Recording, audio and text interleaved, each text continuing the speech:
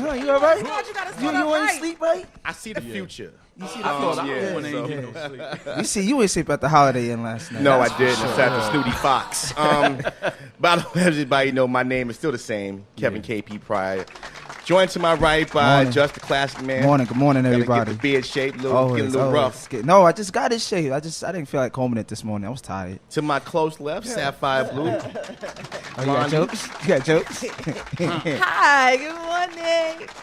To my far left, Mr. Showtime. Triple Mr. A.K.A. OG. the Apollo, Triple OG, All the building.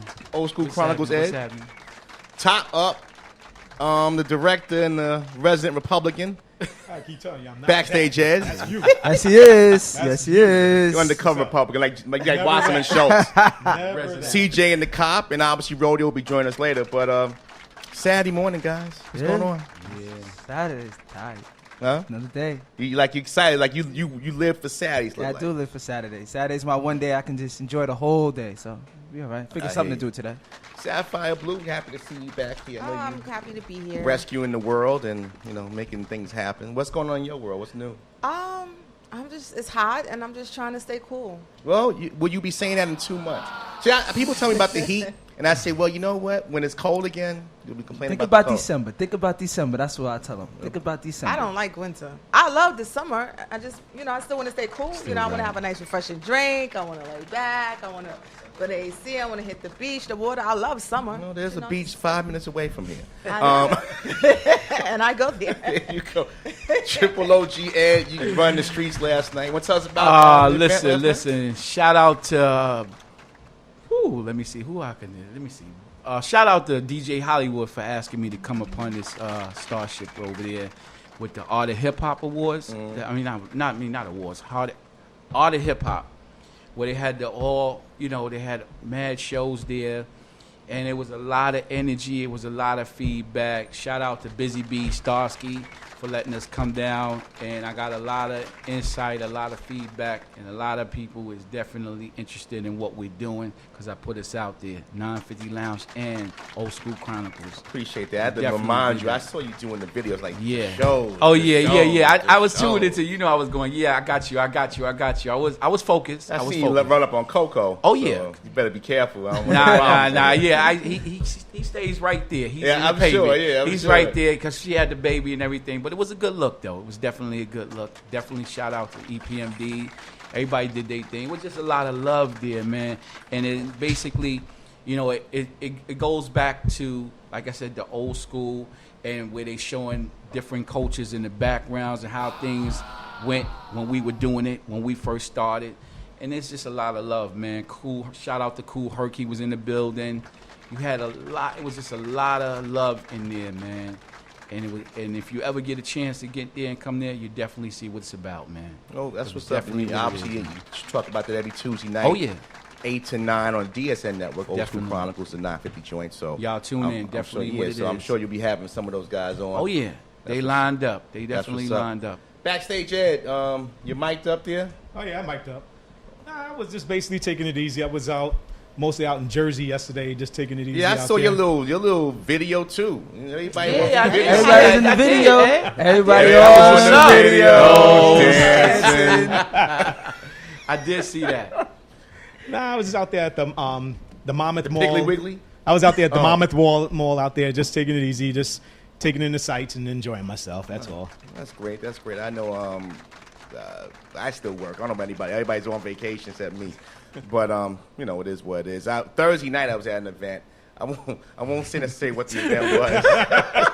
Might not put in my constituent Excuse audience. me. But nevertheless, been his call. So, Yeah. it kind of filled into the fact that Hillary Clinton was giving her nomination speech. Oh, yeah. And the event I was at was pretty much mocking that nomination speech. And I know. Your true party that you hang with? Well, listen, I work with a party that pays me. I want to go to you, Just, because I know you are a Trump fan, which I don't really understand why. But nevertheless, it's your right to have a dog in a right race. Your thoughts? I don't know if you didn't see his thing last week, but you probably had a chance. I got bits and pieces of hers too. Okay. I didn't get to see anything. I heard it was pretty powerful. I heard Michelle did a great speech. Barack, he did his thing as always. I heard her speech was good. That's what I heard. I haven't sat down. I haven't listened to anything, read anything to hear it back. I know I heard him yesterday. I forgot where I was. I was in a random place. Matter of fact, Trump? I was in the barbershop yesterday. Who you heard? Trump? Yeah, He Trump was in Colorado. Trump was in Colorado. He was talking about some numbers, the Nielsen numbers, which was funny. And he was promoting how his numbers were better than her numbers and how more people tune in to watch him than they did to watch her. Which I don't know if it's true or not because I haven't done my research. It probably is because he's a character. But that's the thing that's drawing everybody to him. I was thinking about this today. You know why Trump gets votes? It's because he stays in the public. He's giving the people how they view the world, exactly how they view the world. He's that guy. That's why he has so many people voting for him. That's why he's gotten the most votes as a Republican electorate in years since anybody. Well, I think, again, he's not a traditional He's not politician. Exactly. He's not a politician. He is, from a marketing perspective, from somebody who sits in the marketing seat, he's doing a crazy like a phenomenal. fox. It's It's ridiculous. a phenomenal job. I mean, as crazy as he is, as ludicrous as this sounds, he's playing a And phenomenal that's how fickle marketing. our society is. Exactly. That's how crazy the world. He understands it. He gets it, and he's using it to his advantage. Like I said, he was not coming out of the media all week last week. He was in it every day they had their nomination. He was in it. Hillary Clinton did not do that during his whole week. Notice that. Saf, I'm going to go to you. Do you still, I mean, obviously, what Classic is saying is correct. He's a guy that's really playing the system and really working on people's fears. But do you see any way possible that she would lose to Donald Trump? I think she's going to lose, unfortunately, which is going to suck for America. I don't even want to vote. I don't like either candidate. Mm-hmm. And this is the worst election of my life. It's discouraging that you're forced to still have to vote, because if you don't vote anyway and things happen, then you're going to be tight because you didn't vote. Right. I think this whole political campaign is just absolutely horrible. And all I see in my head is we're going to be going to war with somebody. We're already in war. Well, we're going to be having another war. I'm talking about a major, serious war. What you calling for, God World War help III? us. Don't say that. God nigga. help We us already if Trump is fight in office. wars. I think this is just ridiculous, and we're focusing on emails. I honestly don't care about the emails. I don't care if the emails is in her private server or not. There's other issues besides emails. And I think they're taking that and they're going extra with it to say, oh, she's dishonest. Everybody in politics have done something they should not have done. That's point blank, period. Right. Everyone lies. I'm sorry. I love Barack Obama. I'm sure he told a little one. Michelle told a little one. Everyone does something. Sometimes you just got to do what you got to do. I honestly don't care about emails, and I think the public should just get off of it already and just hit to the cold, hard facts. Backstage, what Sapphire is saying, a lot of people feel. There's a lot of undecided voters, and both feel they're both horrible candidates. But, you know, there's going to be half that's going to vote for somebody, and there's going to be a half that's going to stay home. Your thoughts on that? I know you was a Bernie guy, but you're more of a Democratic guy, and you're not quite a Republican. Well, the whole thing is, I looked at all out of that stuff. I mean, I saw it was a great convention for the Democrats, a little bit better than the Republicans. The ratings did show that. Trump wasn't telling the truth on that because they did show about the ratings last night, and they did get better ratings. And now Trump is trying to distance himself from that convention, saying that wasn't him. It was put on by RNC, so he's not really picking it up anymore. So he has distanced himself from that. As in for that whole thing, there was a couple of Bernie supporters that was not really too happy, like the constituents from California, that they still holding on hard because they really said that they want for her to say that she's not going to do the TTP and all the other type of things that they asking for. She did go a little bit more progressive than what the Democrats are used to going to. But what made it a little bit more that they're going to really vote for her a little bit more is because she took over the Republican platform, which is of patriotic stuff and America first, because you never saw that much like that at a Democratic Party. Right. It was always Republicans that did that. But it's a different Republican. It's a different Republican Party now, right. and a different Democratic Party. So it's going to wind up being very close, but I think after we see what happens after this week with all the boosts and everything else coming up, what the rating's going to be, she's going to wind up beating them and squeaking it out, and it's going to wind up taking it. I don't know. It's going to wind up I happening. think we might have a Bush. Nah. Hanging chads. Be honest I with think you. we might be having some missing votes in some counties that have just magically just been swayed and the numbers Well, have you know been what? changed. It's going to be a tight race. In the reverse world, normally that would be the Republicans that would flip the election. At this point, the Clintons got more power than Trump. So if anybody's going to flip the script, it's going to be the Clintons. Triple OG. Now, you was at this event last night. I know some of the guys, they're like Do It All, and a couple of other guys are really behind the political process. Was there any conversation about the upcoming election and the where it sits in the hip hop community? It's funny you said that because there was a segment that was touched on in there, and they utilized. They said in the world of rap, the platform, the turnout, where to be and where they would end up and stuff. And a lot of people, that's the reason why they pretty much doing what they're doing, so they could come to the forefront and so we can have something like this. And by me mentioning it to a couple of people what it is that we're doing, what we're standing for, they're for that.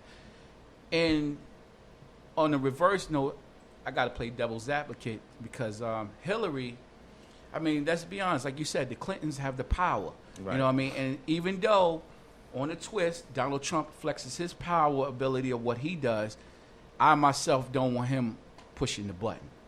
That's how I feel about that. That's what I'm saying. That's what I'm saying. Right. He's not. He's a businessman. Let's be honest. He's a businessman. That's what he's known for. This is really new for him, just like anybody else. It's something new. He took a grab at it or whatever. But I don't think it's not for him. Well, again, the president to me is just the figurehead.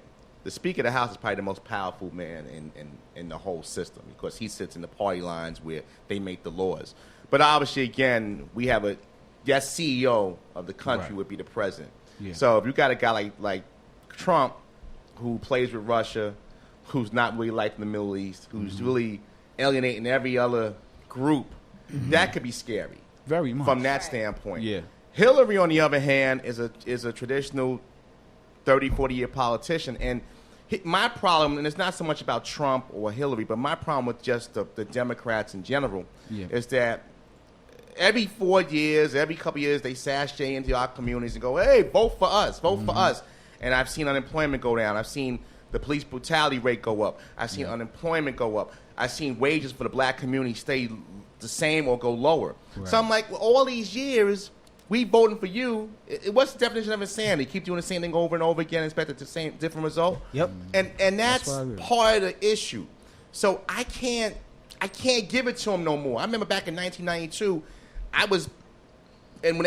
when Bill Clinton was nominated and they had the convention at the Garden, I was there. I worked with David Pattinson's office. I was there at City College, and I was part of the process because I'm like, wow, this is something amazing that, here's a black kid from the Bronx, and I'm in the political eye. I'm involved. And over the last 20-some years, I'm like, oh, what's happened?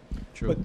But you got to hit the local level. I'm sorry, Ed. Yeah. A lot of it is on the local level. See, we're looking at the president and a lot of these officials in D.C. to handle local things. Right, but this it's is part of the ticket. It is, so this is when the assemblyman comes in. Are you voting for the right assemblyman? Are we putting in the right senators in the office?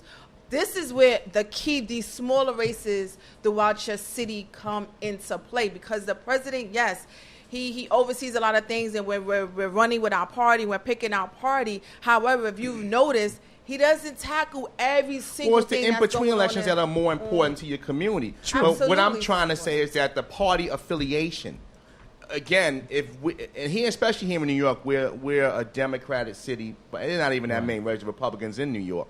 But my thing is that being a black, I'm talking about my community. You vote for what affects you personally. I don't see any change. Well, you know what? Let me say something to that.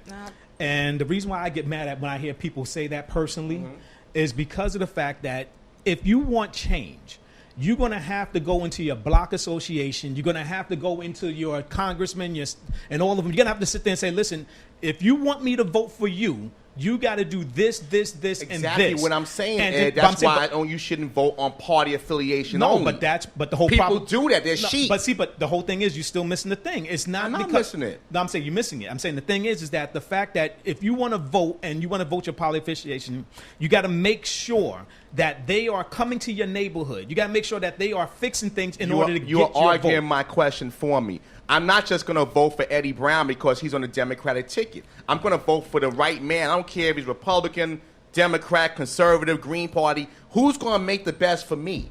But and a lot of folks, we get poisoned in a Democratic Party. They play it. They roll the game. Hey, black man, woman, vote for us. We're Democrats, and that's wrong. But that's all I'm saying. I'm not saying that. Every man and woman should be held for their own, for what they can do. But if you do not go and make them do things, that's what's going to happen. We haven't made them do anything. That's what I'm saying. That's our fault. Right. That's our fault. If we look at it, if you go down over to Brooklyn, I think Bensonhurst and any other places, do you think that they not getting the people who they want? And it's not Democrats in those communities. I'm saying, but do you think they're Republicans in those communities? Peter King and Staten Island. True. And in Brooklyn, they're not doing it. But they know that when they put their name out there and they make them come to their neighborhoods, speak and do what they got to do and fix things around their neighborhood, have different policing around their neighborhood, that's what make them come out and say, we're going to vote, and make them vote. That's what we got to do here. Community effort. And that's what I'm saying. If your community is tight, effort. you're going to have it. But would you do, if you're a Democratic candidate, you don't have to do that. You just come up and say, I'm a Democrat, and you go to a couple of churches in the community, and they give you your vote. All I'm saying, you're saying what I'm saying, is that if you're going to vote for them, make them earn your vote. That's what I'm saying. But the whole thing is you got to make them come out. And that's what I'm saying. And it might not be the person because their party affiliation might not be the one for But the whole thing is still forcing them to come out to do what they got to do. And then if you say, I'm still not going to vote for you, and you come out definitely at my church or in my community to talk about things or whatever, you got to make the effort. And that's the problem. A lot of people don't make the effort. You're part of a pretty big church in the Bronx. Do you ever get the political walk around? I get everybody. I get everybody. That's what I get Schumer. Right. I get Schumer down. From Schumer to Ruben Diaz to all of them. All show up at the church when it's time for that election period. You know, they have their own little segment that they do. Normally on Martin Luther King Jr. Day, they all show up, sitting in the front of the church. Eating fried chicken. Smiling, shaking hands, kissing babies. Right. I'm out there with the police trying to make sure nobody gets crazy and nobody runs up on anybody, making sure we get them in and out. So I understand what y'all both are saying. What you're saying is that you're tired of just a political person coming into the neighborhood. But what Ed is saying is the same, is different. Ed is saying we as a people need to go to these political people these people that sit in these seats and not just sit here and be sheeps and let it happen. We need to go out into these offices that they have in the Bronx or wherever and knock on their door and say, yo, I need you out in these streets with us, helping us get these police officers together, get your community activists together, your assemblymen, your congressmen, whoever. We need to get these streets fixed. And if they don't do that, then you vote somebody else. Right, but that's the problem. We as a people, we're not doing that. Don't do it. That's what's going on. That's when it's got to start. It's got to start at us. The same way Black Lives Matter, we have to do it like this. We can't worry about when the police beat us up. We got to worry about us beating each other up first before we worry about the police beating each other up. That's very true. But you got to understand what gets done on your local level and what gets done on your state and your national level. And we start combining, the President's Democrat, I don't like him because I'm still seeing such and such going on in my community.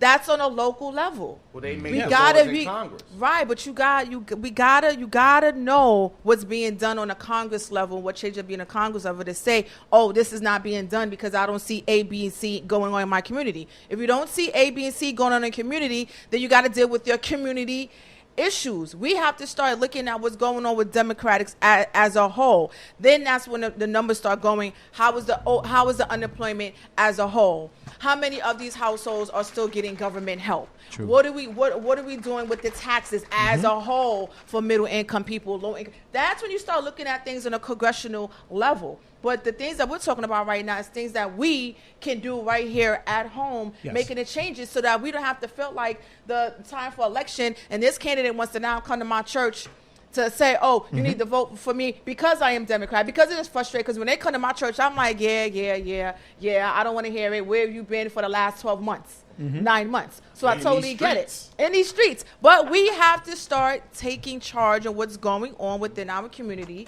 for things to change. The thing is, we don't do it. As a people, 90% of us sit back and complain about what's going on, complain about the changes we want to see done, but we don't reach out to say, okay, what can we start?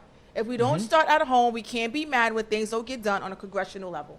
Correct. I agree. So true. Correct. Well said. Well said. Well, we got a pretty good show today.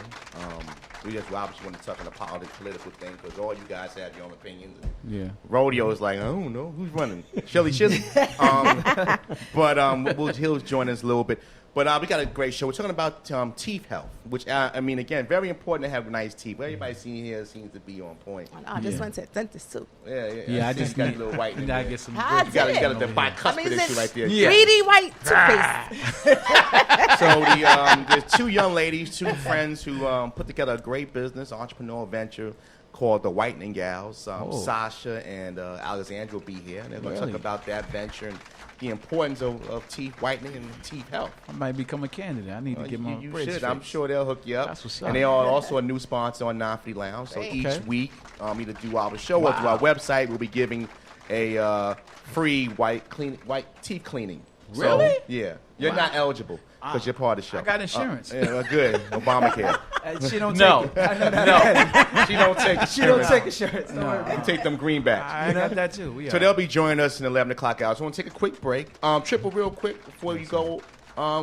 Old School Chronicles one more time. Old School Chronicles Tuesday night 8 p.m. Tune in on the DSN network. You Make and sure Tony, that- aka Storm, Yes, are doing a great AKA job. Storm, definitely. Shout out to Storm. She's a little under the weather today. She should have been here, but that's Well, okay. don't bring though. them germs here because I ain't trying Yeah, I to understand. leave man. them in Brooklyn. I understand We'll take that. a quick break. Yes. We'll come back.